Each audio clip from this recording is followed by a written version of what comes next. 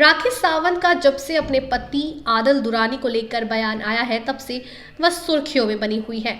आए दिन राखी सावंत का बयान आग की तरह सोशल मीडिया पर फैल रही है। जी हां, ड्रामा क्वीन राखी सावंत आजकल चर्चा में बनी हुई है और इसी को लेकर आदिल दुरानी पर लगाए इल्जाम पर राखी सावंत ने आए दिन मीडिया के सामने ताबड़तोड़ खुलासा कर रही है। राखी सावंत के दूसरे पति आदिल दुरानी जेल में है। राखी ने अपने पति पर कई गंभीर आरोप लगाए हैं। राखी ने अपने पति पर उनका न्यूड वीडियो बनाकर बेचने का भी आरोप लगाया चुकी है। राखी की वकील फाल्गुनी ब्रह्मा भट्ट ने आईपीसी की धारा 498A और 377 के तहत केस दर्ज किया गया है। धारा लगाने के बाद से चर्चा में बनी हुई है कि आखिर यह दो धाराएं किस वजह से लगाई जाती है। तो चलिए जानेंगे कि आखिर 498A क्या है, इसके लिए क्या सजा तय की गई है, शादीशुदा महिला के पास क्या कानूनी अधिकार है और 377 के तहत कब केस दर्ज किया जाता है। इंडियन पीनल कोड की धारा 498A मौजूद है। ऐसे केस में पति के अलावा अन्य परिवार वालों पर भी एक्शन लिया जाता है।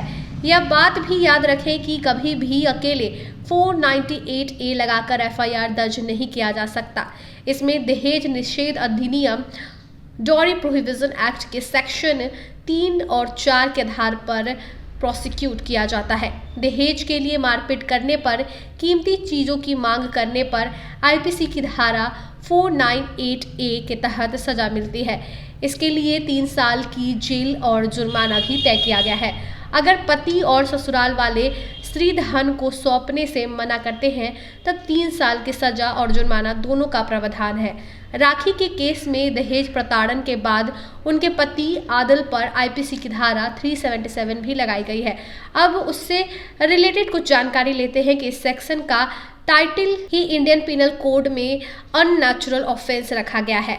कोई भी व्यक्ति किसी पुरुष, महिला या जानवर के साथ आपत्तिजनक तौर से संबंध बनाता है तो उस पर धारा 377 लगाई जाती है।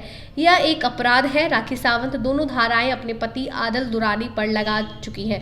हालांकि अभी देखना होगा कि राखी सावंत उनको लेकर क्या कुछ सुर्खियां बटोरती हैं और मीडिया के सामने किन बातों का और खुलासा करती हैं। फिलहाल इस रिपोर्ट में इतना ही।